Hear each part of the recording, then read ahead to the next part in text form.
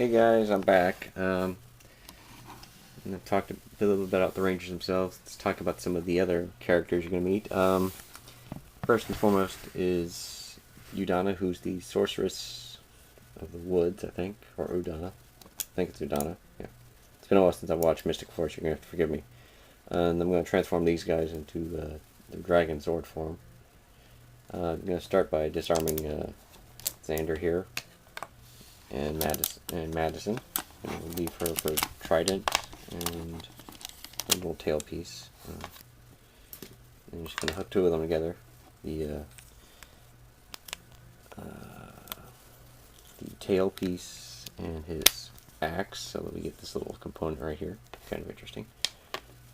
Udana's like kind of a wizened, well, not really wizened. She's just an older sorceress that's been around in the woods, and we've learned that she's was present at the battle many years at the final decisive battle against the underworld. Let's see if I can get this on camera. Okay, you want to take Xander's Minotaur horns here and just push them together. Sometimes they want to go easy. Yep, there they go. And then just tilt them forward. And you're just going to bend him over at the waist. So he's like that, kind of. Except you want to fold his feet up like this. So essentially you got this kind of action going on.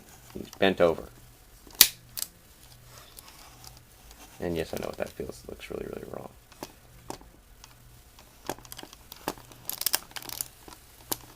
Trust me, it's going to get even wronger.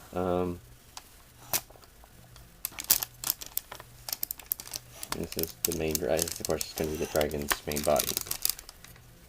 We'll show you that in a second. Next, you're going to grab Madison here. You're going to flip her legs like this. And do that. And her head tucks away. Also with Udana is her apprentice, Claire. Claire is kind of like the clumsy sorceress in training. Allegedly destined for great things, but we're not really sure at that point. Well, it's hinted at. And we get confirmation a little bit later on. Claire, of course, is played by the lovely Antonia Preppel, who appeared in Power Rangers, I believe, Dino Thunder, playing Krista, Connor's apparent love interest, I guess. And she provided voiceover for SPD, I want to say Nova Ranger at the end, towards the series finale. She also is on Tribes, which is where a lot of these actors actually come from, so that's an interesting bit of information for those of you who watched that show. I never did, so. Now you just want to come back here and see there's a little clear piece, clear hole right there in Xander's crotchal area. And if you split Madison, she's got two little pegs right here, and there's another over here, so you just want to thread those through it.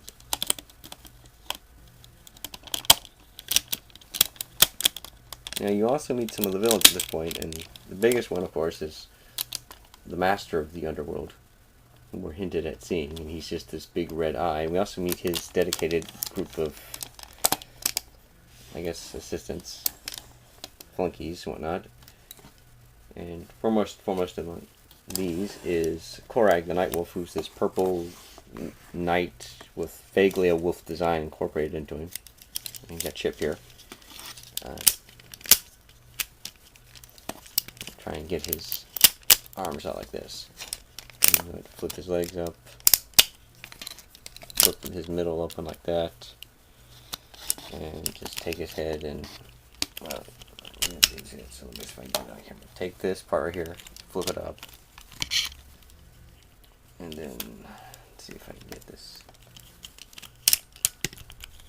I'll take his head right here and just toss it, tuck it right behind his torso. Gives you a little nut part.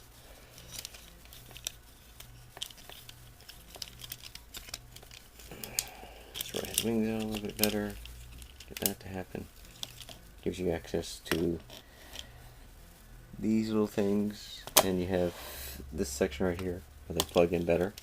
It also gives you, there's a little, let's see if I can get it to look. right there is a clamp, and there are the nubs. And over here we have a post and another set of nubs. So you're just going to make some combining action happen. Now, along with Korag, the Night Wolf, as he keeps referring to himself, there is Necroli, who is the Queen of Vampires.